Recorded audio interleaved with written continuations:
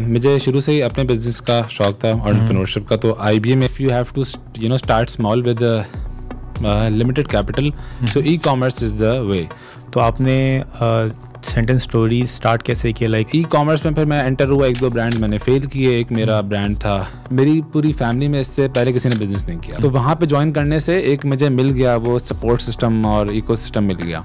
2 ventures के बाद फिर this was my 3rd venture. Brand name कैसे सिलेक्ट किया? जी खुद ही बनाया आपने? लॉन्च किए जी। nice. बहुत आसान था उसमें, यानी स्क्रिप्ट आपने लिखनी है, तो मैंने खाली स्क्रिप्ट लिखी थी, पर वो जानता था और फिर तकरीबन आधे एक घंटे में आप एक ऐड बना लेते थे। इंसान को ये खतरा होता है जब उसने अपनी कश्ती में बहुत सारे लोग बिठा लिए होते हैं, ठीक है, उनकी सैलरी जा रही होती है, तो अब क्या इन्वेस्टमेंट बहुत ज़रूरी होती है फॉर स्टार्टअप्स, या फिर आप मिनिमम इन्वेस्टमेंट से भी स्टार्ट कर सकते हैं? होता ये है कि जब आपकी बिजनेस सेल बढ़ रही होती है तो आप बोल रहे होते हैं मैं और बंदे आए, और जब सेल जैसे नीचे जाती है तो आपको एग्जिस्टिंग बंदे बोलते हैं बहुत ज़्यादा है यार, ये क्यों रखे हैं मैंने इतने बंदे, इनको थोड़ा खर्चे भी बुक करता हूँ जो कि फंक्शनल है। यानी अगर 5,000 की घड़ी से काम हो सकता है तो मैं वही पहनूंगा। तो ई-कॉमर्स में आपका सबसे बिगेस्ट आपको या चैलेंज या फियर क्या दिखा है? ऑन एवरेज आपकी एक ऐड की जो शेल्फ लाइफ होती है दैट इज 3 months। उसके बाद you have to try new approaches. Start retail से करना इस वक्त में तो दुनिया की सबसे बड़ी बेवकूफ़ी होगी। हेलो अस्सलाम वालेकुम, वेलकम टू अनदर एपिसोड। आज हमने इनवाइट किया है the man behind Scents N Stories, जो पाकिस्तान के अंदर one of the top leading brand है in perfume industry, and they have more than 30 outlets in Pakistan. Recently इन्होंने दुबई में भी अपना सेटअप किया है, तो उनसे जानेंगे कि सेंटेंस स्टोरी कैसे बना एंड कैसे ग्रो किया इन्होंने फ्रॉम स्क्रैच, और इनके फ्यूचर प्लान्स क्या हैं।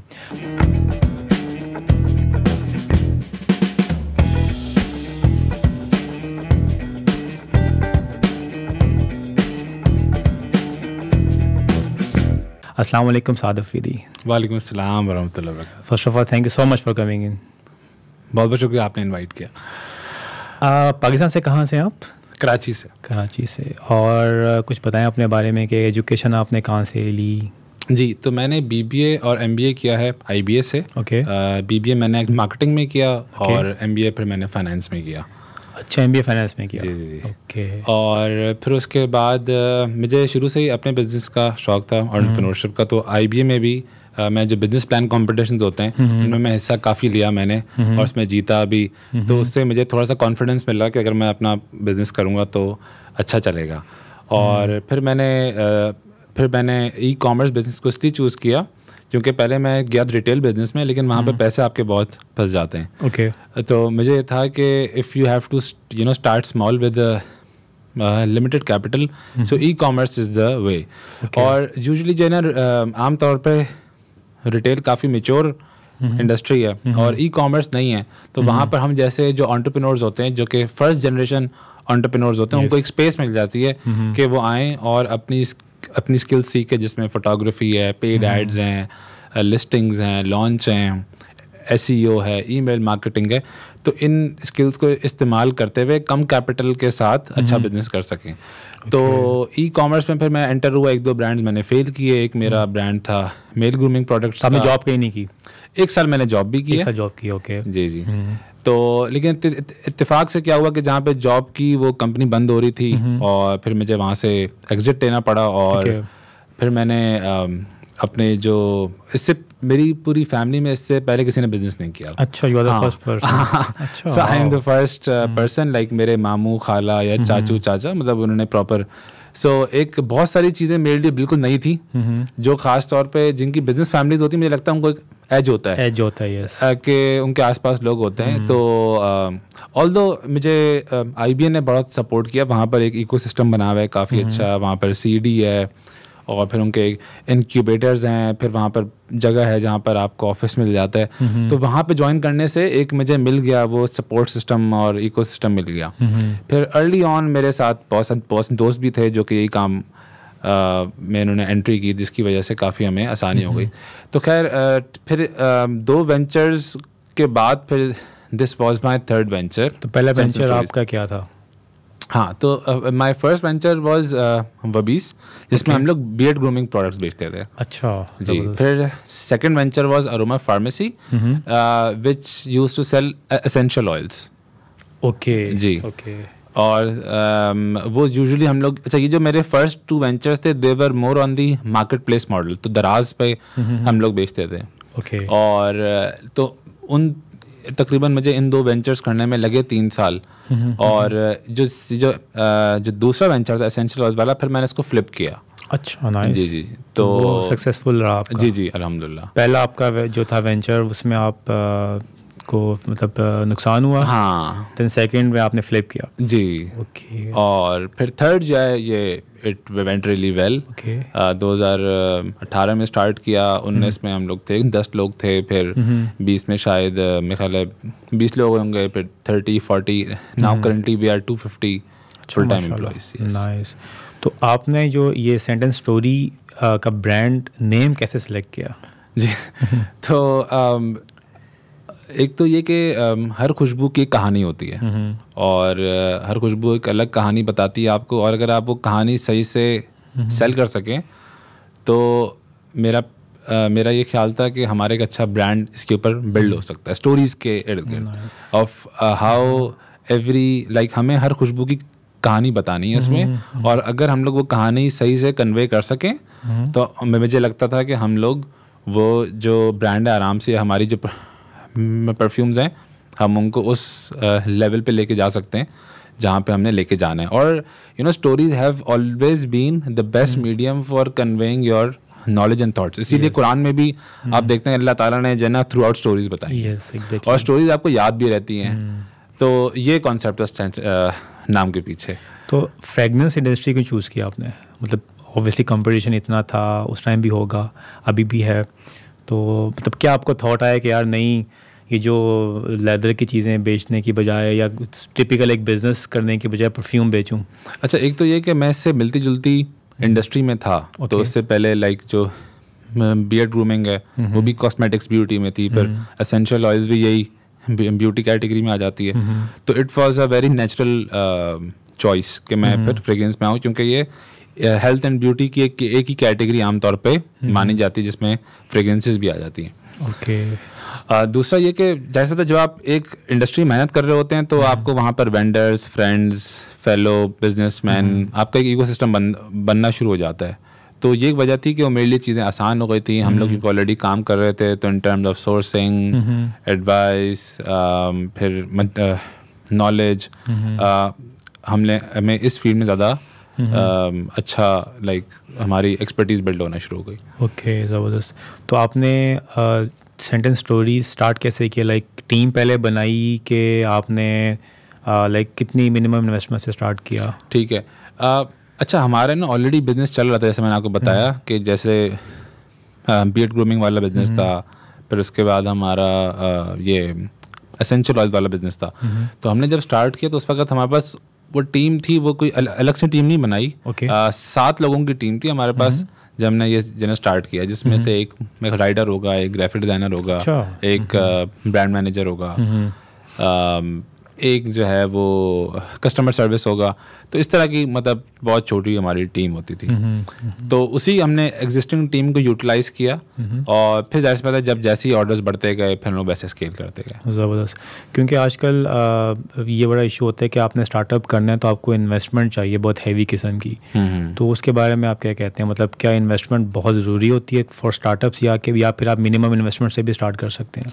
देखिए, हर बिज़नेस को स्टार्ट करने के लिए एक मिनिमम इन्वेस्टमेंट तो होती है। जैसे मिसाल तौर पर मैं देता हूँ एग्जांपल, जहाज़ अगर आपने एयरलाइन स्टार्ट करनी है तो कम से कम $100 मिलियन आपके पास होने चाहिए। उससे कम होंगे तो वो एक क्रिटिकल मास नहीं हो पाएगा डेवलप कि आपका जहाज़ उड़ सके। ठीक है। तो यही मिसाल इसकी भी है कि जो भी इन्वेंट्री बेस्ड फिजिकल बिजनेसेस हैं उसमें आपको बहुत ही आप ज़्यादा बचत के साथ काम नहीं कर सकते। आपके पास होना चाहिए रनवे, क्योंकि आपकी मेजर इन्वेस्टमेंट इन्वेंट्रीज पे हो जाती है। और तो हाँ, मैंने भी तकरीबन आप समझें कि अब मुझे, क्योंकि हमारा एक बिज़नेस ऑलरेडी चल रहे थे, उसी में ये बिज़नेस ऐड भी हो गया, तो हमने बहुत स्पेसिफिकली एक बिज़नेस नहीं किया, लेकिन मेरे ख्याल में कोई 50 लाख रुपए या 1 करोड़ रुपए के बीच में हमारी इन्वेस्टमेंट हुई होगी इस वेंचर के ऊपर। ओके ज़बरदस्त। तो आपने ई कॉमर्स मतलब अपना शॉपिफाई स्टोर बनाया, फिर उसके ऊपर आपने ऑब्वियसली बात है मार्केटिंग स्टार्ट की होगी। तो वो आपने कैसे स्टार्टअप लिया for like to promote your products? जी, अच्छा, इसमें ना हमारी एक्सपर्टीज़ कुछ ना कुछ बिल्ड हो चुकी थी पेड एड्स के ऊपर। ओके। और मेरी जो है ना स्क्रिप्टिंग बहुत स्ट्रांग थी वैसे भी। और वो स्क्रिप्टिंग इसलिए स्ट्रांग थी क्योंकि मुझे किताबें पढ़ता था। फिर उसके बाद IBM में जब हम मार्केटिंग पढ़ी तो उसमें मुझे शौक था मार्केटिंग बुक्स पढ़ने का। तो ये जो गुरुज, मार्केटिंग गुरु जैसे मार्टिन लिंडस्ट्रॉम, मैं हर एक को रिकमेंड करता हूँ जैसे कि वो एक कुछ बुक्स हैं वो तो ज़रूर पढ़े, जैसे 22 immutable laws of branding by Paul Al Ries. फिर उसके बाद बायोलॉजी, लाइक BUYOLOGY। तो ये मार्टिन लिंडस्ट्रॉम एक ऑथर हैं जिनकी 5-6 किताबें हैं, उसमें ब्रांड सेंस, ब्रांड वॉश्ड। तो इस तरह की मैं काफ़ी किताबें पढ़ता रहता था which are link to neuro marketing. तो उससे मुझे एक आइडिया हो गया कि किस तरह की स्क्रिप्टिंग होनी चाहिए and what really gets people to buy, consumer behaviour वगैरह। तो फिर उनको इस्तेमाल करते हुए मैंने स्क्रिप्ट बनाई। और मैं अभी बताता हूँ, मैं याद करता हूँ एक टूल था, आजकल है कि नहीं है, ल्यूमन 5 के नाम से। उसमें अगर आप स्क्रिप्ट लिखें तो वो वीडियो ब्लॉग्स जोड़ के आपके लिए ऐड बना देता है। तो वो उसकी मैंने एक साथ मैंने मेंबरशिप ली और उस पर मैंने 80 ऐड बना दिए शुरू में जब लॉन्च किए। जी, बहुत आसान था उसमें। यानी स्क्रिप्ट आपने लिखनी है तो मैंने खाली स्क्रिप्ट लिखी थी, पर वो जाता था और फिर तकरीबन आधे एक घंटे में आप एक ऐड बना लेते थे। परफेक्ट। वो फिर मैंने अग्रेसिवली जब पुश करना शुरू किए, पहले तो अग्रेसिव नहीं, आहिस्ता आहिस्ता पुश किया। मतलब 1000 रुपये का बजट लगाया, 5000 रुपये का लगाया, तो वो देखा जाए तो अच्छी उसमें आती रही ग्रोथ। तो फिर उसके बाद जो है ना हम लोगों ने यानी फिर हमने कहा कि जब वहाँ से सेल्स आना शुरू हुई तो हमने कहा यार ये एक रास्ता ऐसा है कि इसके ऊपर मेहनत की जा सकती है। तो फिर उसके बाद जाहिर सी बात हम लोग और रिसोर्सेज प्लग इन करते रहे। फिर अपना इन हाउस वीडियो एडिटर रख लिए, अपने इन हाउस स्क्रिप्ट राइटर रख लिए, एक बेहतर मैनेजर रख लिए, अच्छा, सोशल मीडिया स्ट्रेटेजिस्ट। तो आहिस्ता आहिस्ता टीम बढ़ाते रहे।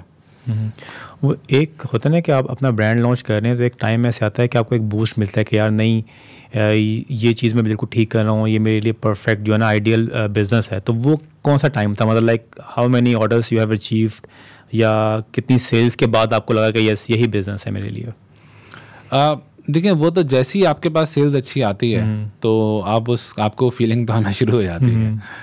तो ये है कि इस वक्त हमारे जो है ना तकरीबन 7 लाख से ऊपर कस्टमर्स हैं। ओके, माशाल्लाह। तो जो जिनको अभी तक हम लोग सर्व कर चुके हैं। और वही बात है कि कोई ऐसा स्पेसिफिक तो नहीं है टाइम, लेकिन हर दिन की बात है। आप जब मेहनत करते हैं, अगले दिन अगर उसका रिजल्ट आ रहा है, ई कॉमर्स में मतलब अच्छी बात ये खूबसूरती की बात ये कि आपने एक ऐड अच्छा बनाया, आप अगले दिन उठे चले वही ऑर्डर्स, इतनी सेल आई हुई है, तो वो जो है ना फिर आप मोटिवेट कर देता है। फिर आपका दिल भी बड़ा होता रहता है। जितनी सेल आती रहती है you can put in more people, more resources. वो खुद भी आपका जो सिस्टम है वो डिमांड करना शुरू हो जाता है रिसोर्सेज। तो बस यही है कि मतलब it has been a journey. ये एक चीज़ ऑल्दो ये है कि बीच में डिप्स भी आते हैं, तो इंसान को ये ख़तरा होता है जैसे जब उसने अपनी कश्ती में बहुत सारे लोग बिठा लिए होते हैं, ठीक है, उनकी सैलरी जा रही होती हैं, तो वहाँ पर आपकी पेशेंस का भी होता है टेस्ट। क्योंकि ऐसा नहीं हो सकता कि यार हर दिन एक जैसे ऑर्डर्स आते रहें। ठीक है, for example add account block हो गया, या जो है पेज नहीं चल रहा, या एकदम से कुछ आपके एड्स नीचे चले गए। ठीक है, अभी जैसे पिछले 1-2 महीने पाकिस्तान में बड़ी वो मसले मसाइल आए, वो इंटरनेट ब्लॉक था और बहुत सारी चीज़ें थी। तो ये कि but you have to like think it in a bigger picture and you have to keep your vision in the long range कि यार we are here in this long run. और ये जो छोटे मोटे डिप्स हैं तो we have to ride through it. होता ये है कि जो आपके बिजनेस जब सेल बढ़ रही होती है तो आप बोल रहे होते हैं मैं और बंदे आए, और जब सेल जैसे नीचे जाती है तो आपको एग्जिस्टिंग बंदे बोलते हैं बहुत ज़्यादा है यार, ये क्यों रखे हैं मैंने इतने बंदे, इनको थोड़ा तो ये ख्यालात चल रहे होते हैं। लेकिन as a good CEO this is the responsibility कि आप बहुत अच्छे टाइम पे बहुत खुश ना हो, और बहुत बुरे टाइम पे बहुत ज़्यादा परेशान ना हो। यानी you just have to keep it to yourself. होता है कि अगर आपके बहुत पैसे बनना शुरू हो गए, हमारे एक जानने वाले थे, और रियल एस्टेट में, क्योंकि बहुत पैसे, मतलब जाहिर सी बात है 2022-23 में बूम था रियल एस्टेट का, तो गाड़ियाँ आ गई, मैं गया हूँ बाहर तो यार वो मोटरसाइकिलें, गाड़ियाँ, ये वो। मैंने कहा भाई ठीक है आप प्रॉफिट बना रहे हैं लेकिन सेविंग करें, सिस्टम पे इन्वेस्ट करें, बिकॉज बूम्स एंड बस्ट आते हैं। हुआ यही कि जना फिर 24 में या 23 में ही एक बस्ट आ गया और सब चीज़ें ख़त्म हो गई। तो मेरा ये है कि अपना जो है ना लाइफस्टाइल वो मॉडस्ट रखें। मेरा असूल रहता है कि मेरे खर्चे मैंने अपने ज़्यादा नहीं बढ़ाए हुए, ज़बरदस्त, और मैं खर्चे भी वो करता हूँ जो कि फंक्शनल है।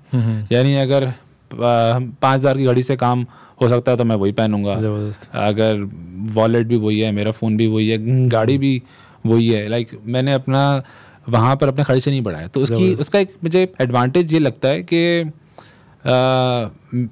आई डू, मतलब मैं जब भी कोई आता है डिप तो मैं बहुत ज़्यादा परेशान नहीं होता, क्योंकि मुझे पता है कि यार, और मेरे पास एक सेविंग का एक बफर भी ऑटोमेटिकली बिल्ड होता रहता है।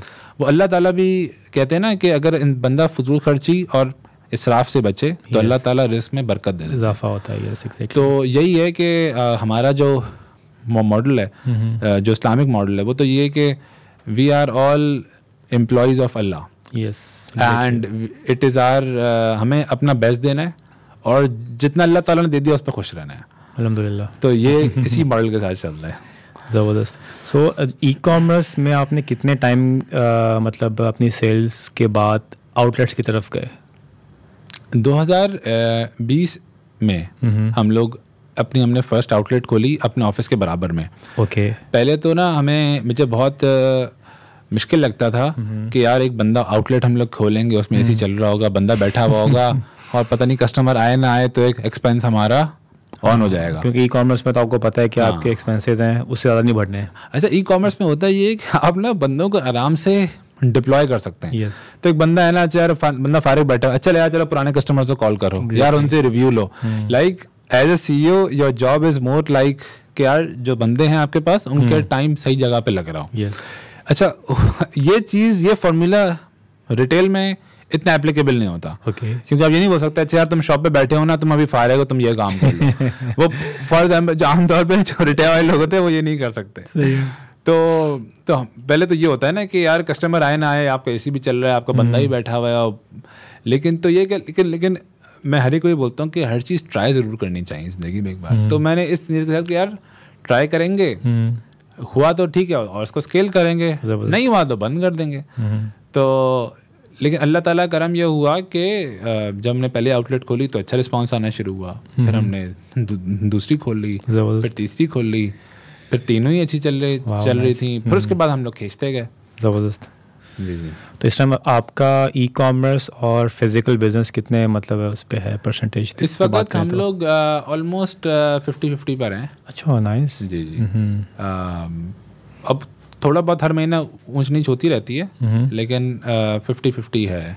लेकिन usually as with all other brands, retail will be taking the more part as we open more branches.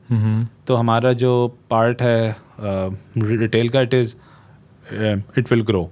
तो यूजुअली जो बड़े ब्रांड्स हैं जैसे अपैरल ब्रांड्स हैं जो मुझे पता है उनका 10 to 20% होता है ऑनलाइन और 80% उनका रिटेल। मैं उन ब्रांड्स की बात कर रहा हूँ जिनकी 25-30 प्लस आउटलेट्स हैं। ओके, ज़बरदस्त। तो क्योंकि आपका एक्सपीरियंस ई कॉमर्स का भी हो गया, रिटेल का भी हो गया, तो सबसे पहले ई कॉमर्स की बात करते तो ई कॉमर्स में आपका सबसे बिगेस्ट आपको या चैलेंज या फियर क्या दिखा है? सबसे बड़ा चैलेंज मुझे ई कॉमर्स में ये लगता है कि you have to be creative and doing new things every day. There is no set strategy, कोई नुस्खा नहीं है कि आप ले लें डॉक्टर साहब से और वो करते रहें, चलाते रहें। तो आज भी ऐसा होता है कि हमने मतलब बना ली है, टीम सब बना ली हैं, लेकिन ये कि जो चीज़ें पहले चल रही होती हैं आज से 6 महीने पहले वो चीज़ें चलना बंद हो जाती हैं। ओके, मतलब you have to be creative. You always have to be creative and on your toes and try new things. तो उसमें ये बोलना तो बहुत आसान है, try new things, लेकिन बहुत मुश्किल है कि आप ना जो चीज़ें, क्योंकि हमारी आदत ये होती है, फॉर एग्जाम्पल एक ऐड अच्छा चला हमारा, तो यूजुअली क्या होगा कि आपके अगर आपकी मार्केटिंग टीम है तो बोलेगा यार ये चीज़ अच्छी चली ना, तो अब इसको वैसे ही और करते हैं। अब वो आप जैसे ही और ज़्यादा करेंगे तो उसकी इफेक्टिवनेस कम होती जाएगी। जैसे एक आपने ऐड बनाया बहुत चला, उसी अप्रोच के ऊपर आपने 3-4 ऐड बनाए, अब वो 5 महीने बाद वो नीचे आ जाएगा। तो ऑन एवरेज आपकी एक ऐड की जो शेल्फ लाइफ होती है दैट इज़ 3 मंथ्स, 4 मंथ्स। उसके बाद you have to try new approaches, क्योंकि वही चीज़ है ना कि आपने अच्छा से अच्छा आइडिया बना लिया, लोगों के लिए फिर वो आम सी बात हो जाती है। As with any other thing, कोई भी आप गाड़ी या कोई ऐड आप फर्स्ट टाइम जब देखेंगे गौर से देखेंगे उसको, फिर उसके बाद आपका जो जैसे ही माइंड ट्रेन उसके ऊपर होना शुरू हो जाएगा, जब आपका जैसे ही माइंड पैटर्न बना लेगा और फ़ौरन उस ऐड को स्किप करेंगे। तो अब ये कि कंटिन्यूसली ये काम आपने सालों पे करना है। तो मतलब how many ads can you make, ठीक है ना, मतलब आप 4 साल से एड्स बना रहे हैं, आपने 300 एड्स बना दिए फॉर एग्जाम्पल, ठीक है। तो अब नई क्रिएटिव अप्रोचेस तो किस तरह बना, लेकिन ये कि अभी फॉर एग्जांपल हम लोग आज भी एक क्या ब्रांड है ना फ्रेग्रेंस का, तो हमने देखा कि उसने एक नई अप्रोच के साथ अपना ऐड बनाया। हमने कहा ये बड़ी तो अच्छी अप्रोच है, मतलब ये हमने अभी तक ये वाली अप्रोच ट्राई नहीं की। अच्छा, इसमें ये भी नहीं होता है कि जिसने खर्चा अदा कर लिया वो ऊपर चला गया, मतलब वो बहुत लो बजट अप्रोच थी उसकी, लेकिन ये कि ही वॉज डूइंग गुड।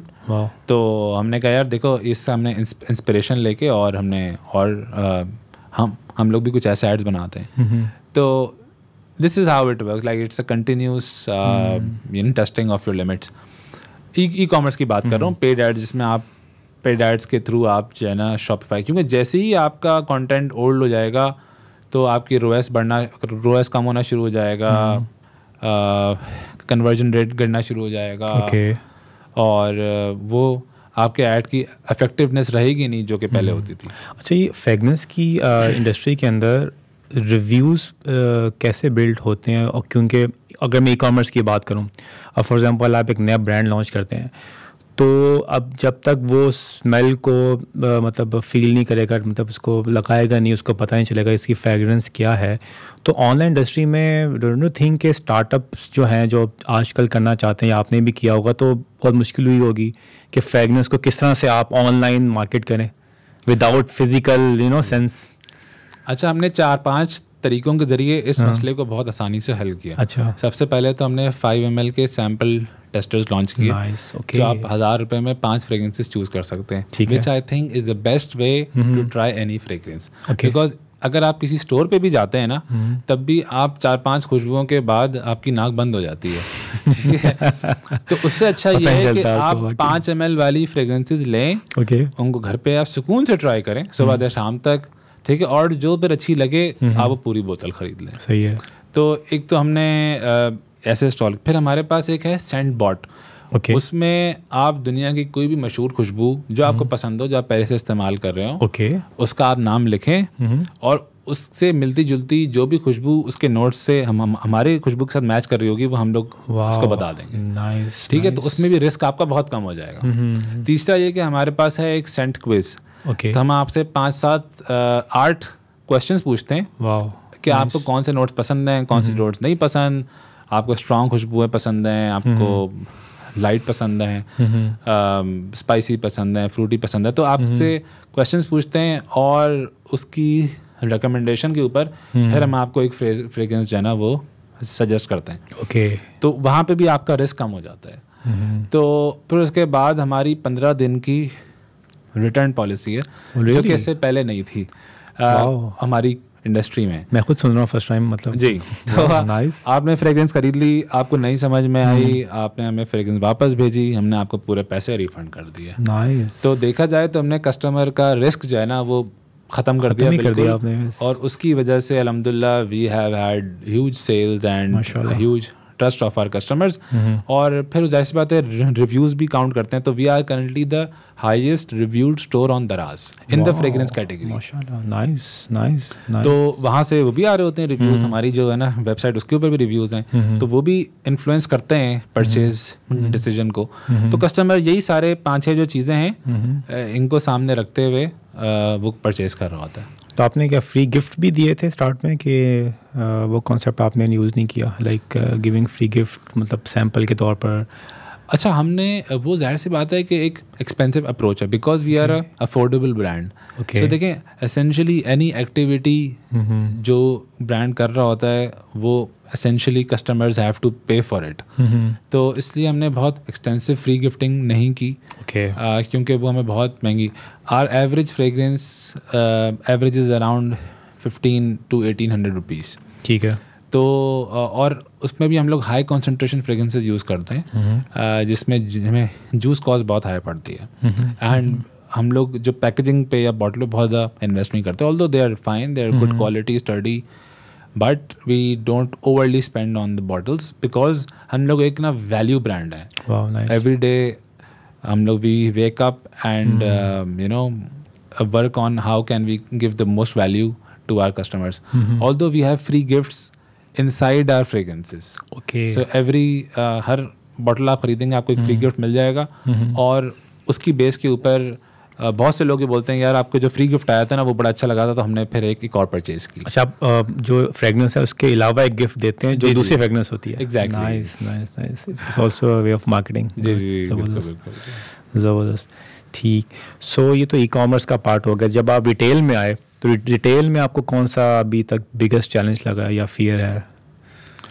अच्छा, सबसे पहले लोकेशंस जो है ना, वो अच्छी लोकेशंस को हंट करना वो सबसे मुश्किल काम है, क्योंकि मिसाल के तौर पे एक मॉल है, अब उसका ग्राउंड फ्लोर है। अब सारे ब्रांड्स की यही कोशिश है ना कि वो ग्राउंड फ्लोर पे और सबसे अच्छी जगह पर लोकेशन पर आपका जो कियोस्क हो या शॉप हो, तो वहाँ पर एक बहुत इंटेंस कंपटीशन होता है। और जो आम मॉल्स होते हैं वो भी ऐसे ब्रांड्स को जगह देते हैं जो कि मशहूर हों और जो कि अपना ट्रैफिक पुल करें, एज़ कम्पेयर टू कि वो मॉल के ट्रैफिक को यूटिलाइज करें। सो एक ना एक समझ बैलेंस हो रहा होता है, हाँ, ख़ास तौर पर मॉल्स में, कि यार ये जो ब्रांड का ज़्यादा पुल है या ये जो मॉल है इसका ज़्यादा पुल है। ठीक है, तो उनके साथ कोऑर्डिनेशन और फिर यू नो उनका अपना केस पिच करना होता है आपने, कि यार देखें ये हमारा ब्रांड है, ये हमारी ब्रांड स्ट्रेटजी है। तो यूजुअली तो वो जो बिल्कुल ब्रांड्स होते हैं नए या फ्रेश ब्रांड, उनको तो वो लोग रखते भी नहीं हैं। तो लेकिन जैसे जैसे आपका ब्रांड स्टैब्लिश हो जाता है और वो लोग भी ये समझते हैं कि आपका ब्रांड स्टैब्लिश है, तो आप मतलब उनके ऐड दिख रहे हैं तो वो उतना ही ज़्यादा उनका आपसे रवैया बेहतर होता जाता है। तो जो बड़े ब्रांड्स हैं, फॉर एग्जांपल जो बड़े अपैरल ब्रांड्स हैं, they get very good rates from malls, क्योंकि उनको पता है कि यार ये एक बहुत बड़ा ट्रैफिक लेके आएंगे, तो उनको यानी स्क्वायर फीट रेट सबसे कम पड़ता है। ठीक हो गया, ठीक है। और अगर बिल्कुल एक नया ब्रांड है उसको तो पहले जगह मिलेगी नहीं, अगर मिलेगी तो बहुत एक्सपेंसिव मिलेगी, क्योंकि वो उसकी ब्रांड बिल्ड नहीं हुआ हुआ। सो पाकिस्तान में एक और भी है कि जितने आपका मॉल जितना ब्रांड आपका मॉल में होता है, तो आपकी परसीव्ड क्वालिटी बेहतर होती जाती है। कि यार हाँ यार ये इस मॉल में तो ये बड़ा ब्रांड है। तो हमने ये भी देखा कि हमारी जो परसीव्ड ब्रांड इक्विटी थी उसने भी काफ़ी ग्रो किया पिछले 1 साल में। ज़बरदस्त। हाँ, आपकी बात ठीक है। रिटेल में सिर्फ एक ही चैलेंज है कि आपके पास की जगह कौन सी होनी चाहिए जी, क्योंकि एक ह्यूमन साइकी भी है कि आप की जो साइट है, ऑब्वियसली एक रिसर्च भी हुई थी कि आपके जो सबसे ज़्यादा न्यूरॉन्स हैं आपके माइंड के, अराउंड 11 मिलियन न्यूरॉन्स है, जिसमें 10 मिलियन सिर्फ ब्रेन साइट के लिए यूज़ करता है।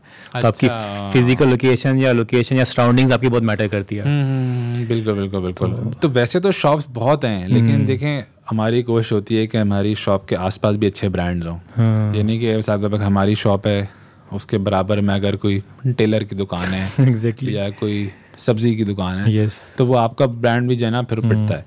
तो वो आगे की उसका जो फ्रंट है अच्छा हो, पार्किंग की जगह हो, तो there a lot of factors which come into play and which make a good location.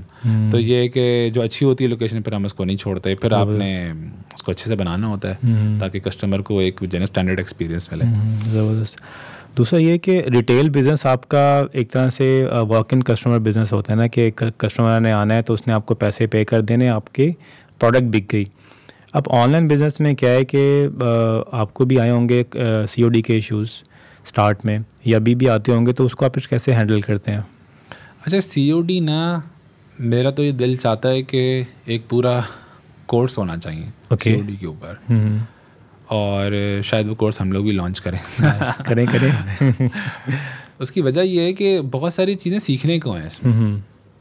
For example courier की एलोकेशन के लोग बोलते हैं भाई कोरियर कौन सा बेस्ट है, कोई एक बेस्ट कोरियर नहीं है, ठीक है ना। तो इसमें कोरियर भी आपको कोरियर कंपनी में you have to work for with 3 और 4 कोरियर्स। अच्छा। जिस कोरियर की उस एरिया में ज़्यादा एक्सपर्टीज़ है वहाँ पे आप उसको दिन पार्सल देंगे। तो हम लोग उसको ट्रैक कर रहे होते हैं कि यार ये कोरियर है, इसकी इस एरिया में स्ट्रेंथ है, तो वहाँ पर हम उसको मतलब पार्सल देंगे। तो दूसरी चीज़ ये आती है फिर कि कस्टमर कन्फर्मेशंस, कि आपने किस कस्टमर से कन्फर्मेशन लेनी है, किससे आप नहीं लेनी। फिर उसके बाद जो कस्टमर्स कंफर्म नहीं कर रहे या इनकम्प्लीट एड्रेस वाले लोग हैं, उनको किस तरह आपने हैंडल करना है। फिर उसके बाद जब आपने ऑर्डर डिस्पैच कर दिया तो उसके बाद फिर आपने किस तरह फॉलोअप्स रखने हैं। तो फॉर एग्जांपल अगर कस्टमर, एक होता है क्रिटिकल शिपमेंट, यानी कोरियर ने एक अटेम्प्ट किया और वो वहाँ पर उसको बंदा नहीं मिला, तो अब वो शिपमेंट क्रिटिकल में आ जाएगी। तो अब आपने फिर कस्टमर से किस तरह फॉलोअप्स लेना है। और इसमें फिर ये भी होता है कि बहुत सारे लोगों का चेंज ऑफ माइंड भी हो रहा होता है। यार ऑर्डर किया लेकिन 1 2 3 4 दिन गुजर गए, पैसे ख़त्म हो गए, कोई और प्रोडक्ट अच्छी लग गई, ठीक है। तो अब किस तरह आपने you have to let your customer glued to your brand. फिर उसके बाद चलें उसको प्रोडक्ट मिल गई, अब उस वापसी करना है, उसका क्या पूरा जो उसका जो रिटर्न एंड एक्सचेंज का। फिर उसके बाद कोरियर रिकन्सिलिएशंस, ये भी इतना बड़ी एक बहुत एक मसले वाली चीज़ है कि यार जो आपने पार्सल भेज दिए हैं उनके पैसे, अगर जो कितने पार्सल वाकई में डिलीवर हो गए, कितने पार्सल वापसी आ गए हैं, इसमें I mean there is so much which can go wrong and it does go wrong. For example एक कस्टमर है, उसने पे कर दिया, आपने पार्सल भेजा, उसने पार्सल उसने लिया, पैसे दिए और कर दिया। और फॉर एग्जांपल जो सिस्टम में आया कि उसने पार्सल रिटर्न कर दिया। अब जाहिर सी बात है रिटर्न वाला पार्सल तो 2 हफ्ते में आएगा, 3 हफ्ते में आएगा। तो आपके पास क्या सिस्टम एट प्लेस है कि आपको पता चल जाए कि नहीं यार ये हो गया था डिलीवर, ये वापसी नहीं आया, ठीक है। तो और जब जो वापसी आ रहे हैं पार्सल्स, तो उनकी प्रॉपर अकाउंटेंट, यानी इसमें जो अकाउंटिंग है that is very difficult. Plus आपने रिटर्न्स को देखना भी है कि उसकी क्या हालत है, क्या वो सही हालत में है या नहीं, उसको दोबारा ये रीयूज़ कर सकते हैं कि नहीं कर सकते। एग्जैक्टली। अच्छा, फिर उसके बाद कोरियर्स ने ठीक रेट्स भी लगाए हुए कि नहीं लगाए हुए, क्योंकि देखें पार्सल्स तो यूजुअली जो रेट्स होते हैं वो केजीज़ के हिसाब से होते हैं। तो उसमें आपका पार्सल था आधा केजी का और उसने लगा दिया 1 केजी का, तो रेट अगर उसने ज़्यादा लगा दिया, अब हो सकता है कि 8-10 पार्सल्स में उसने ज़्यादा लगाया हो, but the system should be in place where आप चीज़ को पकड़ लें। ठीक है। फिर उसके बाद पेमेंट्स, भाई पेमेंट वक्त पे आ रही है कि नहीं आ रही। शुरू में जैसे मैं ज़्यादा नहीं सोचता था कि अच्छा यार पेमेंट तो वो ठीक है, हम लोग तो क्योंकि आपको एक चीज़ पे फोकस करना पड़ता है, तो एज ए मार्केटर हम लोग फोकस कर रहे हैं, एड रन करना है, सेल्स करना है। पता चला वो पीछे जो है ना वो आ नहीं रही पेमेंट, पता चला बैंक खाली, आप बोलो यार सेल तो मैं इतनी कर रहा हूँ, बैंक पैसे कहाँ जा रहे हैं। ठीक है, पता चला अच्छा भाई वो उसने 2 हफ्ते से पेमेंट नहीं की, 3 हफ्ते से पेमेंट नहीं की, अच्छा चलो भाई उनको कॉल लगाओ। तो ये कि अब इन सब चीज़ों के ना सिस्टम्स बनते हैं। एग्जैक्टली। तो आपने प्रोसेस ऐसा फास्ट बनाना, ऐसा बनाना होता है।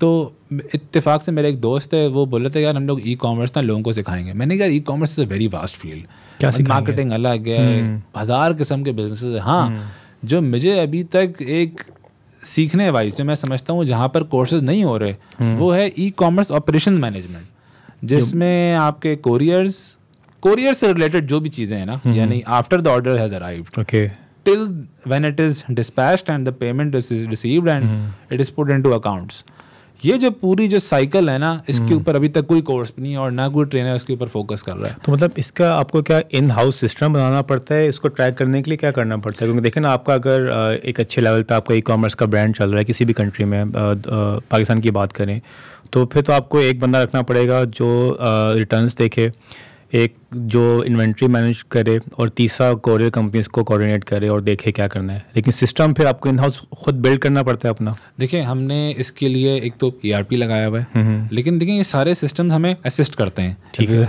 विजन हमारा होता है। सही है, ठीक है, क्योंकि अगर आपका एक विजन प्लान ना हो तो वो जो भी अच्छे से अच्छा भी आप लगा देंगे सिस्टम, तो वो फेल हो जाएगा अगर आप उसको पूरे से यूज़ नहीं करेंगे। सही हो गया।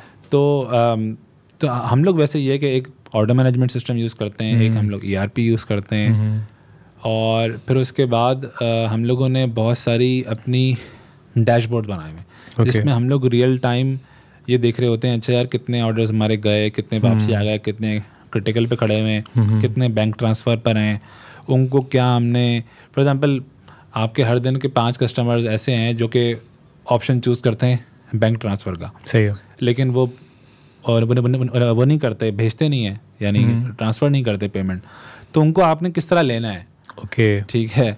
हाँ, तो ये नहीं कि आपने अच्छा भाई पैसे नहीं आए तो ठीक है यार अल्लाह लगा, भाई उसके ऊपर तो आपकी ऐड कॉस्ट लग चुकी है। तो ये छोटे छोटे खर्चे अगर आप ऐड करते हैं ना, तो ये बहुत बड़े बन जाते हैं। okay. तो जितना आपका बड़ा बिजनेस बनता जाता है, जितना बकेट अब उसमें थोड़ा सा भी सुराख होता है ना, वो फिर बहुत ज़्यादा मैस जाएगी। तो फिर उसके ऊपर हमने अपने आमदन डैशबोर्ड बनाए हुए हैं, और हमने अपने स्टाफ की वैसे ट्रेनिंग की हुई है कि कोई भी छोटी चीज़ भी है हमने उसको एड्रेस करना है, और उसको हमने सिस्टम में लेकर आना है। नंबर्स भी कहते हैं कि if you can, the first step to improve anything is to measure it. तो सबसे पहले तो हम लोग मेजर ही नहीं कर रहे होते ना। जिस तरह कुछ अर्सा पहले जो ना हमारे पास ये आया कि हम लोग ऑर्डर्स, एक फर्स्ट स्टेप होता है आपकी ऑर्डर कैंसिलेशन का, कि आपने कस्टमर को भेजा ही नहीं, यानी आपका एड्रेस आउट लगा, या आप समझ रहे हैं कि यार ये कस्टमर नहीं कर रहा, रिस्पॉन्ड नहीं कर रहा, तो आपने फर्स्ट टाइप पे ही उसको रोक लिया। सही है। और एक होता है आपका रिटर्न रेट, कि आपने भेज दिया और फिर वापस कितने आया। तो अब क्या था कि 2 अलग अलग डिपार्टमेंट्स थे। तो होता ये था कि जो ऑपरेशंस डिपार्टमेंट है, जिसका काम है कि जब वापसी पार्सल कम से कम आए, तो वो कि वापसी कम से कम आए, तो बहुत सारे जो थे पार्सल उनको भेज ही नहीं रहे थे, तो वो एक हमारे पास बैकलॉग बड़ा खड़ा हो गया। सही है। हमने कहा यार कि ये मतलब शॉपिफाई के ऊपर तो सेल्स इतनी आ रही हैं, लेकिन हमारे पास जो सेल्स है वो इतनी है। फिर हमने इन्वेस्टिगेट किया, फिर हमने एडिशनल सिस्टम्स बनाए, क्योंकि बहुत ज़्यादा अब्यूज़ भी हो रहा होता है। फॉर एग्जांपल ये कि अगर एक ऑर्डर है 20,000 रुपये का, सही है, और अब जाहिर सी बात है अगर आपने वो भेज दिया तो 20,000 रुपये की इन्वेंट्री आपकी स्टक हो गई। यस, ठीक है। अगर वो वापसी आएगी तो वो उसको, अब अगर वो क्वेटा के पास कोई छोटा सा गाँव है, अब आप बंदे को कॉल कर रहे हैं, या उसका एड्रेस ऐसा है कि आपको एड्रेस देख के लग रहा है कि यार ये फेक किस तरह ये मतलब डिलीवर होगा। फेक नहीं होता। पाकिस्तान बहुत बड़ा है, हमें उसका आइडिया नहीं है। पाकिस्तान इज़ द 5वीं बड़ी आबादी है, और छोटे छोटे गांव हैं। अब जिस तरह मेरा एक गांव है, अब हमारे गांव में ना हाउस नंबर्स नहीं है। ओके, यानी मेरे ताए हैं, उस गांव में मेरे ताए हैं और 6-8 फैमिलीज हैं। समझ गया। ठीक है, एक एरिया उसमें आपको नहीं पता कि वो कौन सा घर है। अब वो अब अगर एड्रेस करेंगे ना, तो फॉर एग्जांपल मेरे ताया का नाम है अहमद शाह फॉर एग्जांपल, तो वो बोलेंगे भाई अहमद शाह गांव है और ये जगह है शेरकेरा। अब हमारे लिए तो बड़ी अजीब सी है कि यार ये इस एड्रेस के ऊपर किससे डिलीवर होगा, कहाँ डिलीवर होगा। लेकिन you will have to trust, तो एटलीस्ट आपकी फ़ोन पे एक बार बात हो जाए। लेकिन फिर मसला ये भी आता है कि बहुत सी बार सिग्नल्स नहीं होते। यस, फ़ोन नंबर अनरीचेबल होते हैं, तो इस तरह के इश्यूज होते हैं। लेकिन हर चीज़ को हल करने का एक यानी रास्ता है, ऐसा नहीं है कि रास्ता नहीं है। तो ऑल 15 to 20% तो आमतौर पर पाकिस्तान में रिटर्न है। ओके, यानी ओवरऑल कि अगर आपके पास 1 लाख रुपए की सेल कर रही है तो वो 1 लाख की नहीं है, वो 80,000 रुपये की है। 15 से 20,000 रुपये की सेल जो है ना, ये कहीं ना कहीं पीछे कट जाएगी। सही हो गया। या तो वो बंदा ऑर्डर करेगा तो वो पैसे ट्रांसफ़र नहीं करेगा, या ऑर्डर कंफर्मेशन नहीं करेगा, या उसका चेंज ऑफ माइंड हो जाएगा, या वो अनरीचेबल हो जाएगा। Anything and everything can happen. तो ये जो ऑर्डर कैंसिल होते हैं, रिटर्न होते हैं, तो उसकी आपको कॉस्ट पड़ती है, राइट? जी, हमें उसकी कॉस्ट पड़ती है। फॉर एग्जांपल अगर आपने COD या कोई भी आपने डिलीवरी की है तो उसमें 10 फॉर एग्जांपल दरम या 10 रुपये आपके डिलीवरी चार्जेस हैं जी। तो उसने आपसे नहीं लिया पैसे, सॉरी उसने आपसे ऑर्डर नहीं लिया, तो कोरियर वाला फिर वापस लेके आएगा और फिर आपको डिलीवरी चार्ज करेगा एक्स्ट्रा, राइट? अच्छा, हमने तो ये किया हुआ है कि हमें तो एक ही साइड की डिलीवरी होती है चार्ज, हमें डबल डिलीवरी चार्ज नहीं होती। ओके। जितने आप बड़े होते रहते हैं तो फिर आप उतनी ज़्यादा फेवरेबल कंडीशंस करवा सकते हैं अपने कोरियर पार्टनर के साथ। ओके। इसमें देखें 4 पड़ती हैं कॉस्ट। एक तो है पिकिंग कॉस्ट, ठीक है, जो बंदे ने पिक किया। फिर दूसरी है आपकी फ्लायर एंड पैकेजिंग कॉस्ट, क्योंकि फ्लायर आपका वेस्ट हो जाता है जब वापसी आता है। तीसरा है आपकी इन्वेंट्री कॉस्ट, क्योंकि वो आपके इन्वेंट्री सिस्टम से आउट हो गई, आप किसी और को नहीं बेच सकते, और वो अब हफ्ते 2 हफ्ते जब तक वो पार्सल बाहर रहता है आपको तब तक वो आपकी एक इन्वेंट्री होल्डिंग कॉस्ट है। चौथी है आपकी रीस्टॉकिंग कॉस्ट, कि जब वो वापसी आएगा तो एक बंदे को पार्सल खोलेगा, उसको वापस लगाएगा। और 5वीं इसमें डैमेज कॉस्ट भी होती है, कि अगर इन केस थोड़ा डैमेज हो क्योंकि गया, आमतौर पे जब वापसी पार्सल आते हैं ना वो ज़्यादा ही बुरे हालत में होते हैं, तो उसमें अगर फॉर एग्जाम्पल डब्बा पिचक गया, वैसे तो हम लोग कोशिश करते हैं पूरी कि बिल्कुल ठीक हालत में भेजें, लेकिन कोई ना कोई वेयर टेयर होता है। तो कभी कभी ये भी होता है कि हमें फिर रीपैकेज करना पड़ता है चीज़ों को, तो वो एक कॉस्ट है। तो ये आपकी 5 कॉस्ट लग जाती हैं, और जो आपने बताया ये जो कोरियर की कॉस्ट है, तो ये 5 कॉस्ट आपकी लग जाती हैं। तो यू हैव टू, अच्छा बहुत सारी जो प्रॉब्लम्स होती हैं हमारी ज़िंदगी में ना, ये एक्चुअली मैथमेटिकल प्रॉब्लम्स होती हैं। तो मेरी तो पहले कोशिश होती है कि मैं देखा इंटरनेट के ऊपर यार इतने पार्सल पाकिस्तानी ऐसी कौम है, अभी भाई सब जगह है कोई पाकिस्तानी, कोई हमारी बड़ी अच्छी कौम है, बड़े अच्छे लोग हैं, बहुत अच्छा मुल्क है, ठीक है। और जहाँ से आपने खाया है पिया है जो भी है उसके खिलाफ नहीं बोलना चाहिए। सही बात है। और हमारी आप ये देखें ना कि अगर इस वक्त 193 कंट्रीज़ हैं, तो अभी भी बहुत सारे मुल्कों से बहुत सारे हालात हमारे बेहतर हैं। यानी पूरे अफ्रीका में अगर आप देखें तो हम काफ़ी बेहतर हैं। फिर यानी हर एक के अपने अपने वहाँ पे मसले मसाइल हैं। तो मैं समझता हूँ कि कुछ प्रॉब्लम्स हैं मैथमेटिकल। तो ई कॉमर्स, हर ई कॉमर्स को ये कैलकुलेट करना चाहिए कि उसका ब्रेक इवन जो है ना क्या रेट है। एग्जैक्टली बिल्कुल आपको पता होना कि आपका बिजनेस कर क्या रहा है, पता चले कि आपके रिटर्न्स इतने हैं और जो कॉस्टिंग अभी आपने बताई है वो अकाउंट फॉर नहीं की हुई। हम 1 लाख रुपए का प्रॉफिट बना के बैठे हुए, वो है 70,000 का। तो जो मैं बोलता हूँ वो ये कि जैसे US में ना वो लोग एसेट्स को क्लासिफाई करते हैं। वो ऐसा क्लासिफाई करते हैं कि अच्छा भाई जो लोग अच्छे पे करते हैं तो ये वो A क्लास है। कुछ एक होती है B क्लास जिसमें उनको होता है कि हम इनको अगर कर्ज देते हैं तो they are 60% likely to be delivered.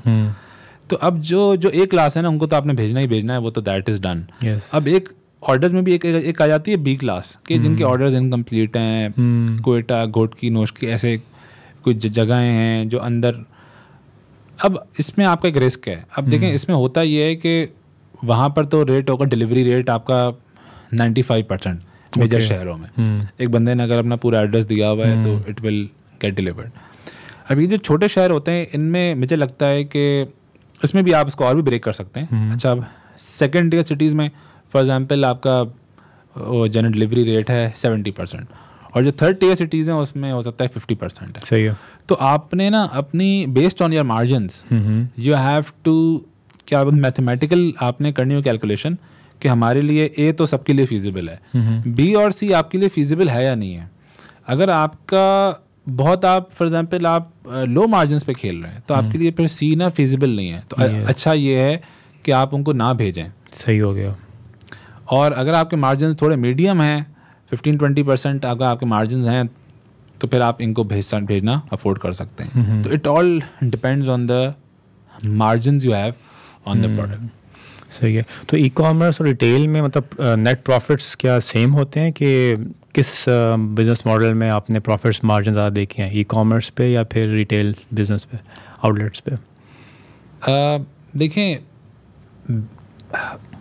हम लोग ना अभी तक बहुत इसको अलग कर नहीं पाए। ओके।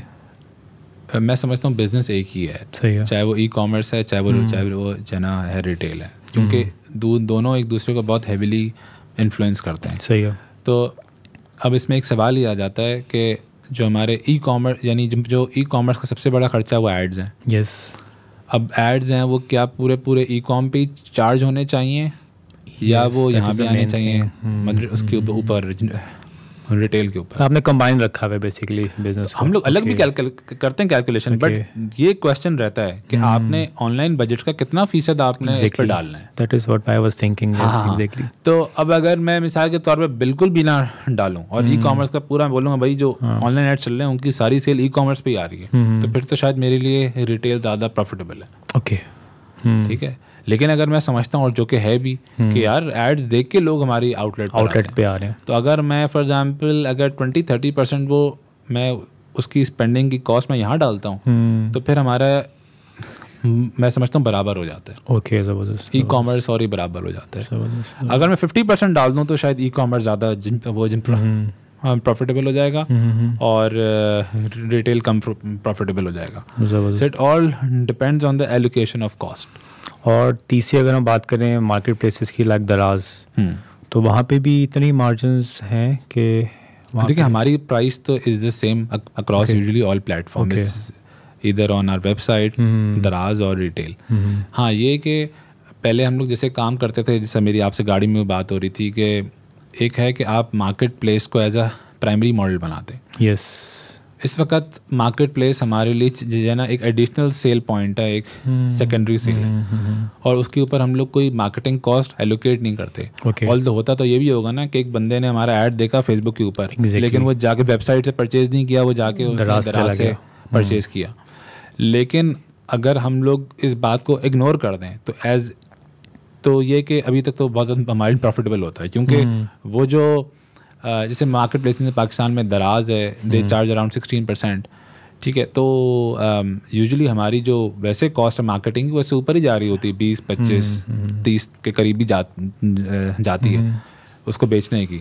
अब वो ई कॉमर्स मतलब शॉपिफाई के ऊपर आपका फॉर एग्जांपल 30% लग जाता है एड में, मार्केटिंग में, इसमें उसमें जो है आपकी रिटेल उसमें ये सारी कॉस्ट लग जाती है, दुकान के एसी, बिजली, किराया, उसमें उसकी मेंटेनेंस में।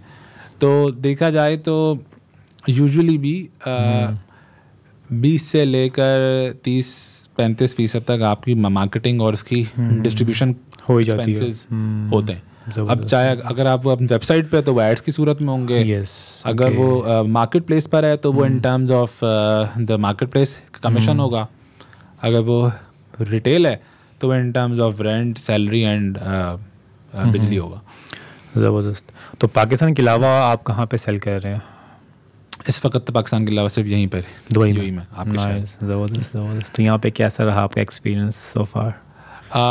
हमारे लिए बिल्कुल वो एक नया एक्सपीरियंस था, और जैसे मैंने कहा था कि मैं हर चीज़ ट्राई ज़रूर करता हूँ। तो although Dubai is one of the most expensive cities also in terms of operating, and ये मार्केट हमारी इंडस्ट्री के हिसाब से तो स्पेसिफिकली बहुत मैच्योर भी है। इट इज़ कंपैरेटिव भी है, बहुत कंपैरेटिव है, बहुत मैच्योर है। लेकिन ये कि फिर भी अल्हम्दुलिल्लाह हम लोग अपने यहाँ से खर्चे निकाल रहे हैं, और हमने अपने खर्चे काफ़ी मिनिमम रखे हुए हैं। हमारी सारी जो ऑर्डर की जो प्रोसेस हो रहे हैं वो पाकिस्तान से हो जाते हैं, यानी in terms of all the operations. Of course inventories तो इधर ही होती हैं, क्योंकि वो इन्वेंट्री इतनी जल्दी शिप नहीं हो सकती। ओके। तो इट इज़ गोइंग वेल। हम लोग एड भी यहाँ पे रन कर रहे हैं, यहाँ पर हम लोग चीज़ें सीख रहे हैं। अभी तक मैं ये बोलूँगा कि तकरीबन 1 साल हुआ है हमें यहाँ पर ऑपरेट करते हुए, एंड सीख रहे हैं हम लोग यहाँ पर। और मुझे लगता है कि यहाँ पर क्योंकि हम लोग असल में फुल टाइम भी तो नहीं आए ना, बहुत से लोग तो है ना वो जो अपने बोरिया बिस्तर लेके यहाँ पर आ जाते हैं, सेटल हो जाते हैं। तो वो अगर मैं ये काम करता तो शायद ज़्यादा बेहतर होता, बट क्योंकि हमने पीछे एक एसेट बिल्ड कर लिया है, उसको हम लोग लूज़ नहीं करना चाह रहे थे, और उसको हम लोग और बिल्ड अप ऑन करना चाह रहे थे पाकिस्तान में, because you know still a very big market for us. तो यहाँ पे हमने थोड़ा सा आहिस्ता आहिस्ता ही लेके चल रहे हैं, बट इंशाल्लाह आई बिलीव के 2-3 साल में यहाँ की जो मेरे लिए अट्रैक्शन मेजरली दुबई की मार्केट नहीं है, बट सेल्फ पाकिस्तान क्योंकि एक बहुत कटा हुआ मुल्क है, और वहाँ पे ज़्यादा मतलब फॉरेनर्स नहीं आते, वहाँ पर आपके इंटरनेशनल मार्केट के साथ इंटरेक्शन नहीं होता। तो यहाँ पर ये है कि आपकी दुनिया खुल जाती है थोड़ी सी, मुख्तलिफ लोगों के साथ काम करने का मौका मिलता है, लोगों के साथ। जैसे अगर मैं नहीं आता तो भाई तो आपसे मुलाकात नहीं होती। तो वो ये तो है कि हरकत में बरकत है। तो अगर अफोर्डेबिलिटी है तो एक्सपेरिमेंट्स करने चाहिए मिनिमम कॉस्ट के ऊपर, ताकि और आप 3, 4, 5 एक्सपेरिमेंट करते हैं तो एक चीज़ लग जाती है। तो ये नहीं पता होता आपको कौन सी लगेगी, लेकिन लग जाती है। जो आपके कस्टमर्स दुबई शिफ्ट हो रहे हैं उनके लिए तो ये अच्छी एक न्यूज़ है कि वो यहाँ पे अपना जो भी इनको परफ्यूम पसंद है वो ख़रीद सकते हैं। बिल्कुल सही है। ज़बरदस्त। तो जो ख़ासतौर पर पाकिस्तान में स्टार्टअप्स हैं उनको आप जो स्टार्ट करना चाहते हैं बिज़नेस, अक्सर मैं देखता हूँ कि उनका माइंड तो होता है स्टार्ट करने का, लेकिन वो एक जो बिज़नेस साइकोलॉजी है ना वो उनको समझ नहीं आ रही होती।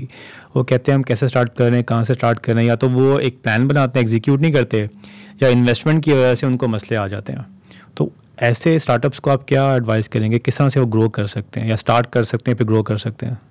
अच्छा देखें, मैं समझता हूँ कि शुरू से बिज़नेस शुरू करना ना वाकई बहुत मुश्किल काम है, और उसके लिए आपको बहुत एक आम मोमेंटम चाहिए और आपको पूरा फोकस भी चाहिए। यूजुअली अगर आपके पास कोई वे आउट है ना तो फिर आपका वो बिज़नेस इतना चल नहीं पाता। फॉर एग्जाम्पल आपकी जॉब है, अब वो अगर जॉब ठीक चल रही है तो आप बिज़नेस शुरू भी करेंगे, लेकिन आपको होगा कि यार चलो मेरी मेजर इनकम तो आ रही ना जॉब से। तो वो एक तरीके से आप बोलते हैं यार ठीक है, अगर वक्त ना भी दिया ना भी चला तो कोई मसला नहीं है। तो ये जो है ना कोई मसला नहीं है, ये फिर बिजनेस को सही से ग्रोथ नहीं करने देता। तो लेकिन बहुत से लोग कर भी लेते हैं ऐसे, बहुत से लोगों को मैंने देखा है, लेकिन उसके लिए आपको बहुत हिम्मत चाहिए। वैसी हिम्मत मुझे लगता है कि मन 10 में से शायद 1-2 लोगों के पास हो। तो अगर आप उन 1-2 लोगों में से हैं तो बहुत अच्छी बात है। अगर आप नहीं हैं तो फिर तो आपको अगर करना है तो फिर आपको फुल टाइम ही आना पड़ेगा और आपको पूरी तरह ही पैर जो है ना रखने पड़ेंगे। क्योंकि मैं देखता हूँ पाकिस्तान में लोगों का दिल तो बहुत होता है बिज़नेस करने का, लेकिन आपको ना यूनिवर्सिटीज़ में प्रॉपर बताया जाता है ना समझाया जाता है। फिर चलें आप यूनिवर्सिटी से पास आउट भी हो गए तो कोई ऐसा अगर कोई सेटअप हो या कोई ऐसी ऑर्गेनाइजेशंस हों जो आपको आई डोंट नो है कि नहीं, मुझे नहीं आइडिया, कि वो आपको शायद कुछ कैपिटल दें स्टार्ट करने के लिए, आप उनके साथ मिलके काम करें, एक एनवायरनमेंट हो जहाँ पे बिज़नेस एंटरप्रेन्योर्स आ रहे हो पाकिस्तान के बड़े बड़े, और आप उनसे लर्निंग एक्सपीरियंसेस शेयर करके आप उनसे एक अपना माइंडसेट को क्लियर करें। देखें, इनिशियल जो इन्वेस्टमेंट है वो तो एंटरप्रेन्योर को खुद ही करनी चाहिए, उसके अलावा कोई ऑप्शन नहीं है। कोई बंदा नहीं दे रहा पैसे पाकिस्तान में जो बोले अच्छा यार आपको बिज़नेस करना है तो आ जाए, मैं आपको पैसे देता हूँ, हम लोग बिज़नेस करते हैं। यूजुअली ऐसा नहीं हो रहा। हाँ, अगर आप अपनी फील्ड में कोई नाम बना चुके हैं तो देखें, अगर आप नाम बना चुके हैं तो आपके पास खुद भी पैसे होंगे। ठीक है, तो ऐसे नहीं हो सकता है कि यार आप पैसे अपने ना इन्वेस्ट करें और किसी और को बोलें यार तुम इन्वेस्ट करो, तो बंदा बोलेगा नहीं। अगर आप खुद बिलीव करते हैं अपने बिजनेस पे तो आप क्यों नहीं इन्वेस्ट करते? कुछ ऐसे हैं ना लड़के पाकिस्तान में जिनके पास बिजनेस आइडियाज़ होते हैं लेकिन इन्वेस्टमेंट नहीं होती, तो वो स्ट्रगल करते हैं इनिशियल स्टेज पे। देखिए, उन लोगों को तो मेरी ये गुजारिश है कि आप पहले जॉब करें। आप मेन थिंग, आप पहले अपनी इस्टेब्लिश करें अपनी फेस वैल्यू कि आप वो काम कर सकते हैं। ठीक है, आइडियाज़ की ना कोई वैल्यू नहीं है। और जो बोले ना कि पैसे नहीं है, वो पैसे इसलिए नहीं है क्योंकि कोई आप पे बिलीव नहीं कर रहा और आपने उस जगह पे काम करके अपनी कोई वर्थ नहीं बनाई हुई। तो अगर आप वर्थ बना लें तो अच्छे पैसे, मिसाल के तौर पे आपको अगर जो है ना वो ई-कॉमर्स मैनेजमेंट आती है अमेज़ॉन, ठीक है, और अगर आप वो चीज़ लोगों को बताते हैं, आपके पास खुद ही लोग आ जाते हैं। एग्जैक्टली, यस, क्या आप हमारा ये काम करें वो काम करें, तो पैसे आपके पास जमा हो जाते हैं। आप स्किल सीख के कुछ पैसे कमा लें। तो पहले ये कि आप जो नौकरी करें या आप कोई आमतौर सर्विसेज दें, तो यानी वो भी तो बिजनेस ही है ना। तो इन्वेंट्री बेस करना, बिजनेस करना कोई फ़र्ज़ वाजिब तो नहीं है ना।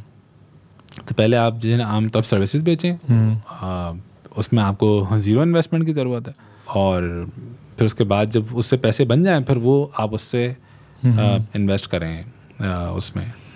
तो ये है फार्मूला, इसके अलावा कोई फार्मूला नहीं है। हाँ, वो ना कोई गेट रिच स्कीम कोई भी नहीं, क्विक स्कीम कोई भी नहीं है। और अगर आपके पास पैसे हैं तो फिर उसमें सबसे आसान है कि आप कोई चलता हुआ बिजनेस लें।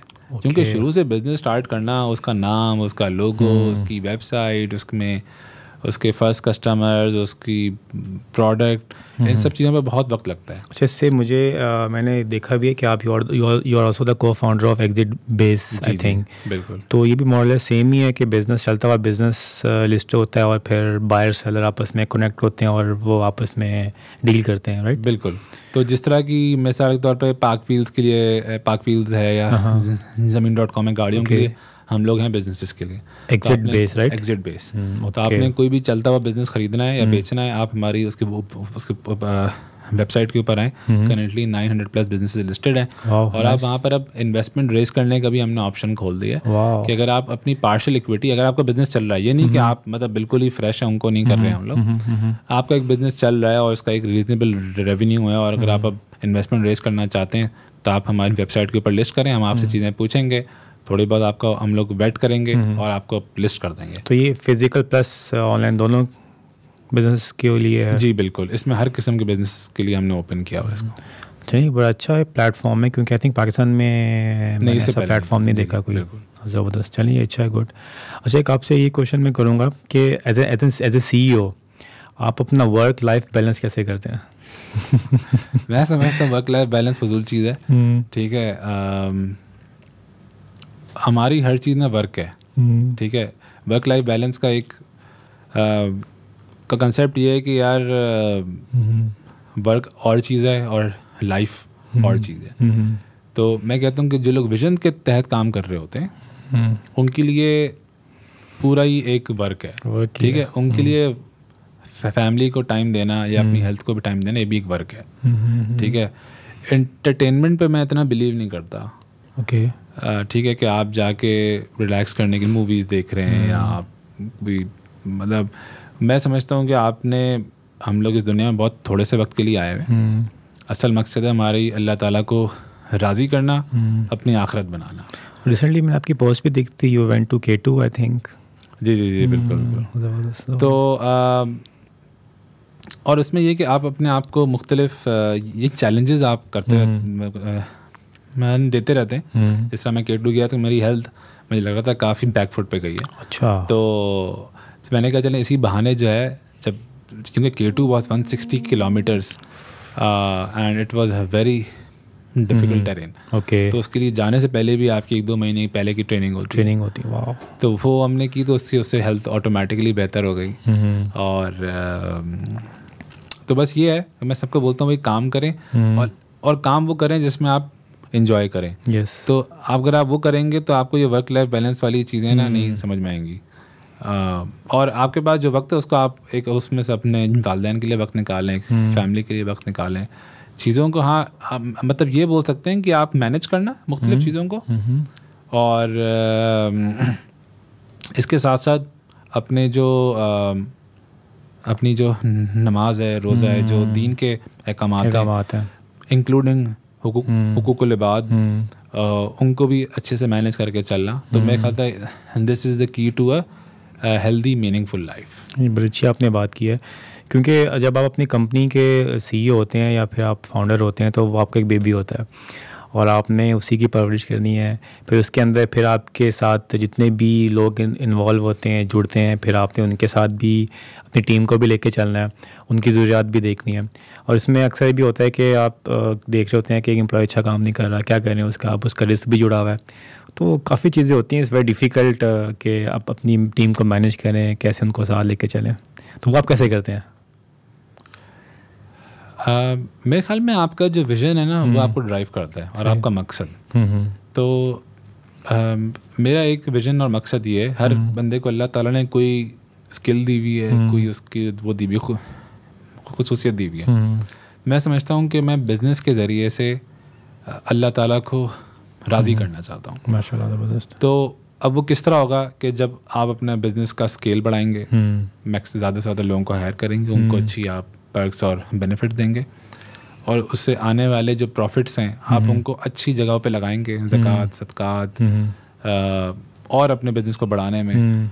और जैसी बात है, जितनी मुसलमानों के बिजनेसेस बड़े होंगे उतनी ज़्यादा मुसलमानों की चैरिटीज़ बड़ी होंगी, उतनी ज़्यादा मुसलमानों की ज़कात बड़ी होगी, सदकात बड़े होंगे, उतने ज़्यादा उनके हॉस्पिटल अच्छे होंगे, उनके शहर अच्छे होंगे, उनके हुक्मरान अच्छे होंगे तो ये सारी चीज़ें आपकी इकोनॉमी से लिंक्ड हैं। उतनी ज़्यादा उनकी अच्छी एजुकेशन होगी, उतनी ज़्यादा उनकी सिक्योरिटी अच्छी होगी, उनकी फ़ौजें अच्छी होंगी, ठीक है। तो everything is linked to the economy and businesses are a very integral part of in economy. So हमें अपना पार्ट प्ले करना है। कोई हो सकता है कि फ़ौजी बन के कोई अपना पार्ट प्ले करे, कोई डॉक्टर बन के करे, कोई हो सकता है कि पुलिसमैन बन के करे। तो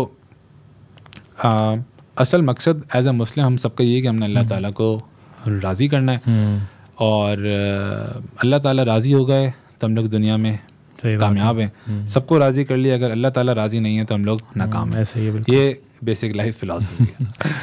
ठीक है साद भाई, थैंक यू सो मच। एक बस जाते हुए ब्रांड की स्ट्रेटजी के ऊपर बताते हुए जाएं कि 2026-25 आ रहा है, तो उस लिहाज से जो स्टार्टअप करना चाहते हैं ब्रांड को, तो ब्रांड स्ट्रेटजी सबसे बेस्ट क्या होगी उनके लिए?